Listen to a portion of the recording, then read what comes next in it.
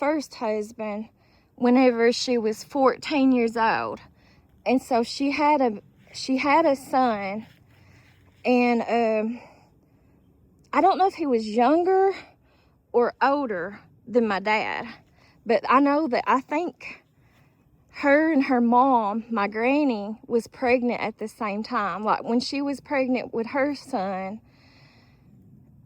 my granny was pregnant with my dad, and she was 14 years old. And so I think history kind of repeated itself to my knowledge, and I think my granny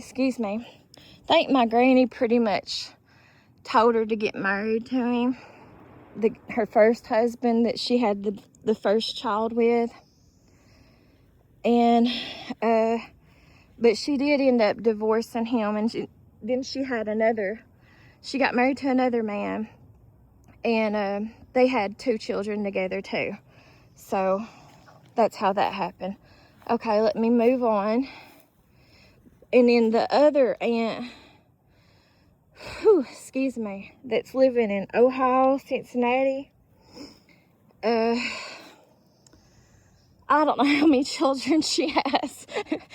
And I'm laughing, I'm sorry. There's a whole lot to that story. And a whole lot that still comes out. Ever since Ancestry DNA stuff came out, I reckon my cousins in Ohio are finding out all kinds of siblings and stuff that they didn't know. So I don't know. I know it's really not funny, but I don't think that group of family would get too upset with me laughing about the situation.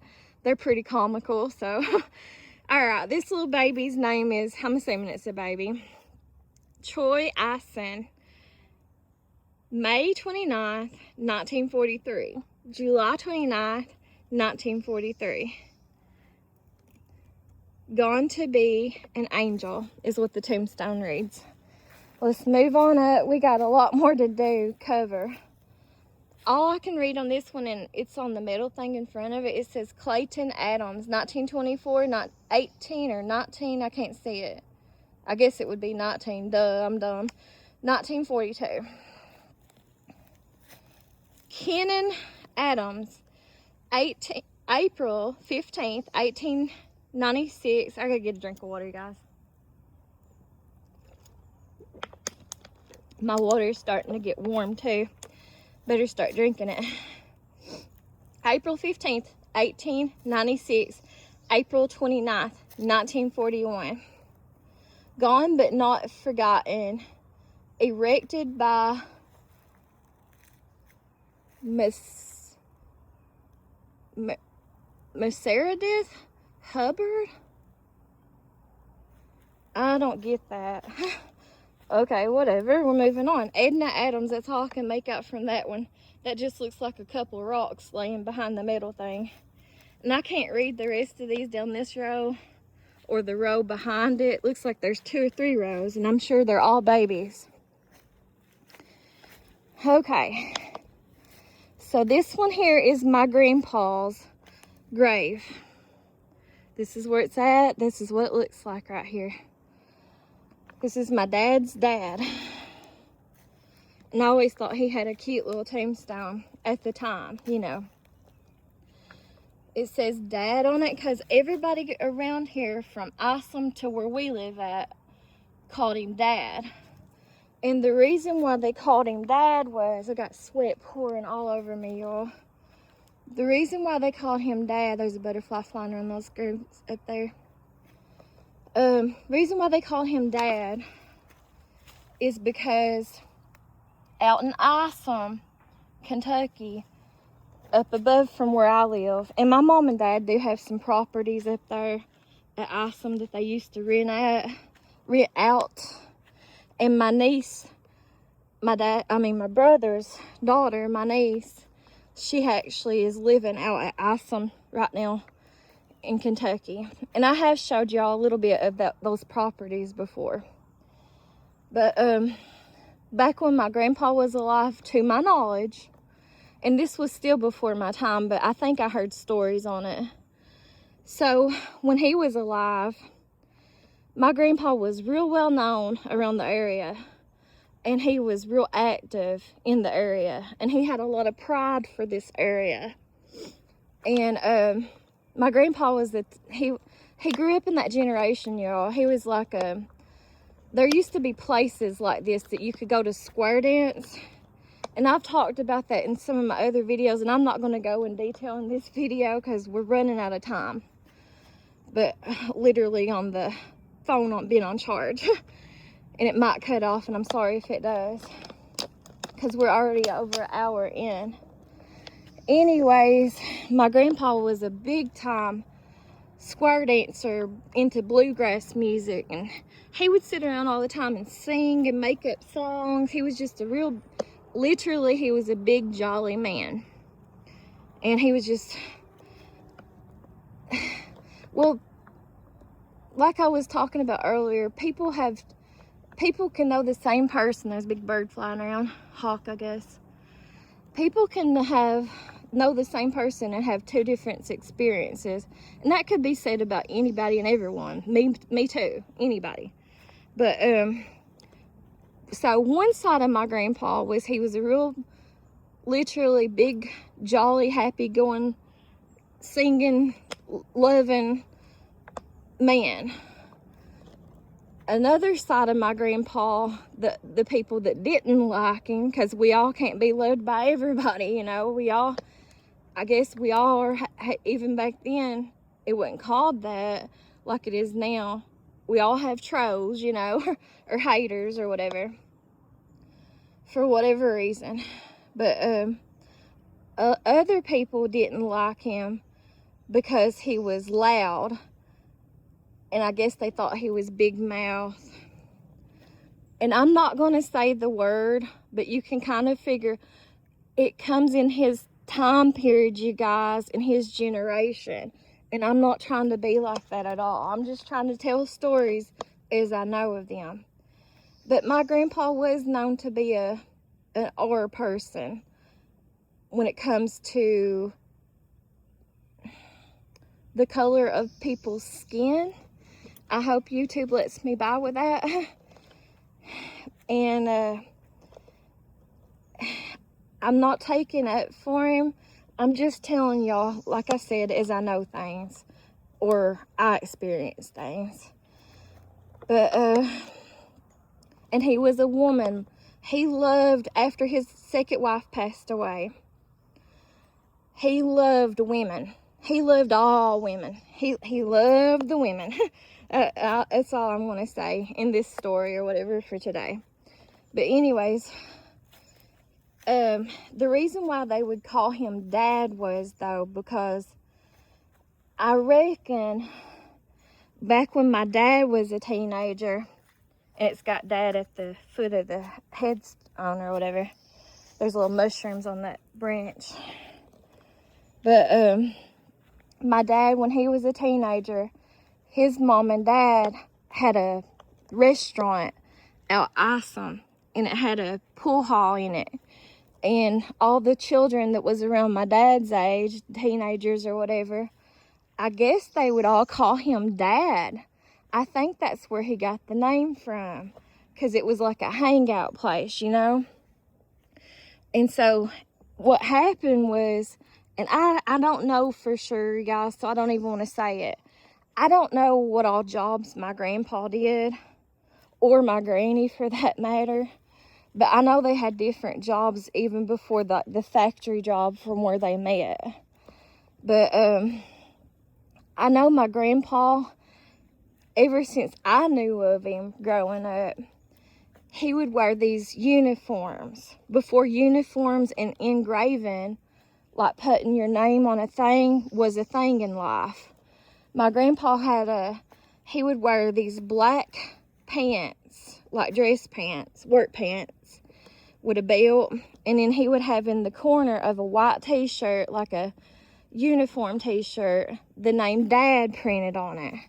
So that's why I'm assuming that they always called him Dad. Obviously, I didn't call him Dad. I called him Grandpa. But I think that's the reason why, because one time, whenever I was working out Holcomb's Custard Stand, it's a dairy bar, these women that I used to work with when I was working out there, these older women at the time, we all get old, guys. It's a part of life, and we're lucky if we do so. That's not what I'm trying to say at all.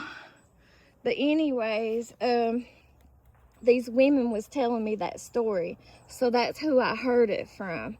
And one of the women was telling me back when she was a teenager, or I guess maybe a little bit older than a teenager, her and her husband, and I don't know if that was her second or first husband or third or fourth husband, who knows. But anyways, I don't remember exactly the way she told the story. But she said that my grandpa used to make moonshine, and they would go down to his house and buy moonshine off of him whenever he was alive, you know, but that was before I was alive too. But that's how he got the name Dad, and he would have Dad put on all his uniform shirts and wear them around, and he wore the colors white and black, and he was a Republican as far as politics goes. I'm not getting into that though. So here's his tombstone, and I gotta speed this up again. He went by Dad, that's what people called him, and his name was Orville Adams. His birthday was February the 4th, 1915. He died July 29th, 1996. And then underneath of it, it reads, "Gone but not forgotten." And his picture, which like I said, I think it's cute, was like a little man fishing, where it was supposed to be him fishing in the pond, you know, because that pond used to belong to him that's, you know, behind my house. Now it belongs to my dad and my uncle.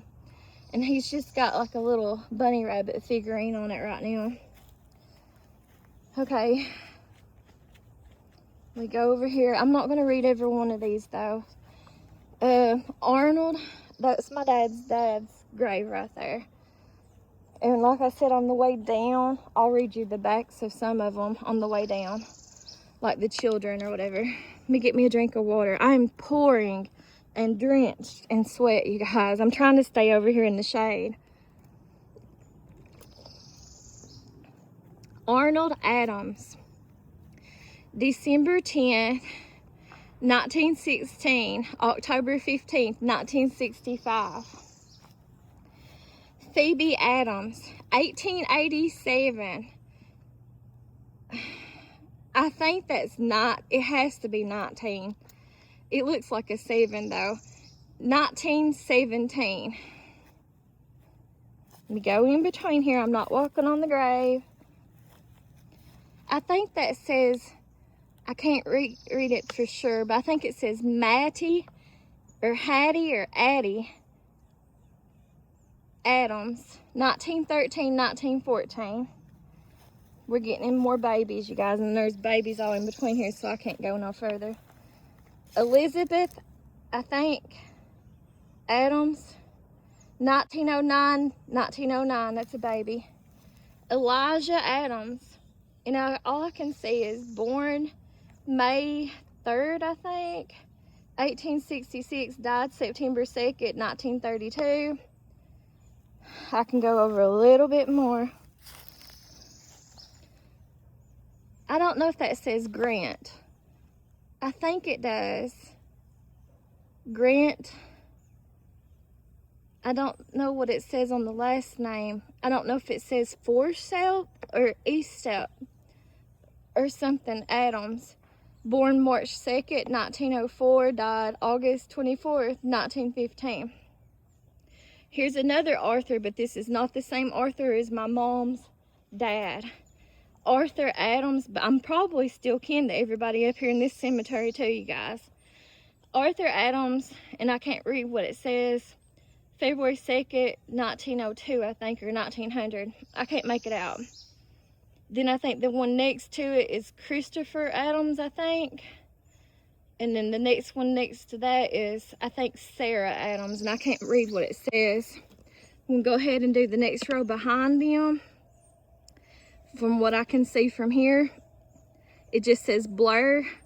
It says Murray A. Blur, November 27th, 1918, December 26th, 2000. And Virgil Blur. So there's some Blurs too in this cemetery, just like there was in the other cemetery. So I'm kin to the Blurs too, probably on both sides. April 13th, 1921, September 29th, 1958. I can't read the one next to it. The one next to that is Susan Adams. October 13th, 1904, June 17th, 1905. So from the arms, or maybe it says, it don't make sense, I can't read it, something other, maybe it says go to the arms of Jesus, or so from the arm, I don't know what that says, you guys. I can't make it out, so I don't want to say, I'm sorry. Nancy Adams, December 29th, 1895, November 8th, 1901. Safe in the arms of Jesus. That's what it says, because the other one says the same thing. Adams, John Adams, June 15th, 1864.